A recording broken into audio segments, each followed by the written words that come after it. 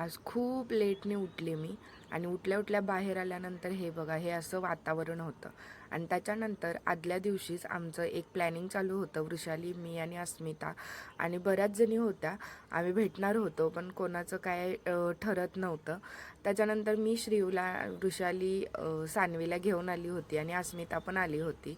तर मस्तपैकी आम्ही रंकाळ्यावरती भेटलो. नाही होय नाही होय चालू होतं माझं आणि वृषालीचं, पण अस्मितानं आम्हाला जबरदस्ती घेऊन आली. आणि मग आम्ही तिथे आल्यानंतर अगोदर फोटो वगैरे काढले आणि शिवाजी पुतळ्यालाच होतो आम्ही, तोपर्यंत मला आला पूजाचा फोन. आणि या सगळ्या कॉलेजच्या मैत्रिणींना बघून इतकं भारी वाटलं ना, इतकं भारी खरंच. आणि अजिबात आम्ही ठरवलं नव्हतं, पण आम्ही भेटलो.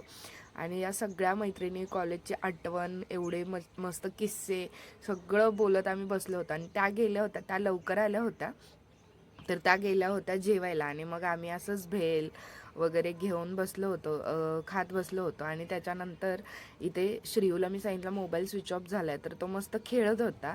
आणि बघा इथे मेकअप चालू होता, कारण आम्ही रील्स फोटोज वगैरे काढणार होतो.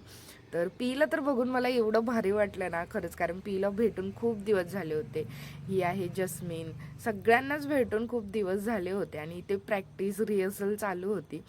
इतकं मस्त वाटलं आणि जाता जाऊसं वाटत नव्हतं, पण मग जायला लागलं. आम्ही कारण घरातले सगळेजण मूवी बघायला जाणार होतो आणि नवीन जो मूवी आला आहे देऊळ बंद, तो आम्ही बघितला. मस्त एन्जॉय केला एकत्र. खूप खूप मस्त मूवी आहे, तुम्ही नक्की बघा जर गेला नसाल तर.